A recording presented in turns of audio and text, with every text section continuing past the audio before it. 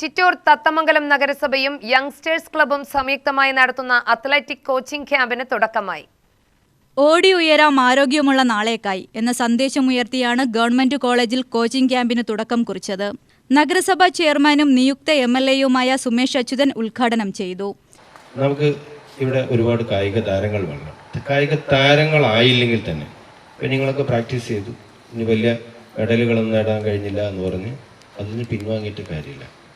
ഇത് ആരോഗ്യം കൂടെ നമുക്ക് നിലനിർത്താൻ വേണ്ടി ഇതെല്ലാം ഉപയോഗപ്രദമാണ്. ഇപ്പം നിങ്ങൾ പ്രാക്ടീസ് ചെയ്യുന്നു, അത് നിങ്ങൾ നിരന്തരമായി തുടരണം. ചിലപ്പോൾ മെഡലുകളൊന്നും കിട്ടിയില്ല എന്ന് വരും. ജയിക്കുന്നവർ മാത്രമല്ല ഈ ലോകത്ത്, അത് ജയിക്കാത്ത ആളുകളും നമുക്ക് അതുകൊണ്ട് ഒരുപാട് നമുക്ക് ഗുണമുണ്ടാവും. നമുക്ക് ആരോഗ്യപരമായി നല്ല ആരോഗ്യമുള്ള ഒരു ശരീരത്തിന് നല്ല ആരോഗ്യമുള്ളൊരു മനസ്സുണ്ടാവുള്ളൂ. അപ്പം നിങ്ങളിപ്പോൾ നടത്തുന്ന ഈ ട്രെയിനിങ് അത് നിങ്ങൾ അതേപോലെ തന്നെ തുടരുക. ഇത് മെഡല് മാത്രം പ്രതീക്ഷിച്ചു കൊണ്ടുള്ള ഒരു ട്രെയിനിങ് ആവരുത്. ഇത് നമുക്കിത് ഇവിടെ നിന്ന് നമുക്ക് മെഡലുകളൊന്നും കിട്ടിയില്ല, അതുകൊണ്ട് ഞാൻ ഇനി പ്രാക്ടീസൊക്കെ നിർത്തി ഞാൻ എൻ്റെ വേറെ പഠിപ്പുമായിട്ട് പോകുന്നു നോക്കി. ഇതൊരു ആരോഗ്യ പരിപാലനമായിട്ട് കൂടെ കണക്കാക്കി നിങ്ങൾ നിരന്തരമായി ഇത് തുടരണമെന്ന് മാത്രം കുട്ടികളോട് എനിക്ക് അഭ്യർത്ഥിക്കാനുള്ളത്. ചെറിയ കുട്ടികൾ മുതൽ ഇത് കണ്ട് വളർന്ന് നല്ല ആരോഗ്യമുള്ള ഒരു പുതിയ അടുത്ത തലമുറ നമുക്കുണ്ടാവട്ടെ. അതിന് നിങ്ങളെല്ലാവരും കൂടെ നിൽക്കണം. നിങ്ങളോടൊപ്പം ഇനിയിപ്പോൾ ഒരാഴ്ച കഴിഞ്ഞപ്പോൾ നിയുക്ത MLA എന്ന് പറയും, ഒരാഴ്ച കഴിഞ്ഞാൽ MLA ആവും.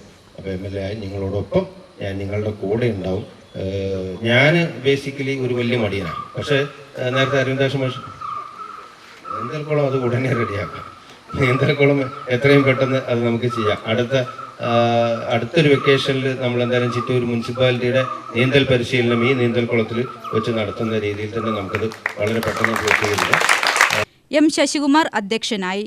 ആരോഗ്യ standing committee chairman R. Babu, കൗൺസിലർമാരായ രാധാകൃഷ്ണൻ, ഗോപകുമാർ, രാഹുൽ കൃഷ്ണ, PTA സെക്രട്ടറി സുരേഷ് കുമാർ, അരവിന്ദാക്ഷൻ എന്നിവർ പ്രസംഗിച്ചു. UTV news, Palakkad.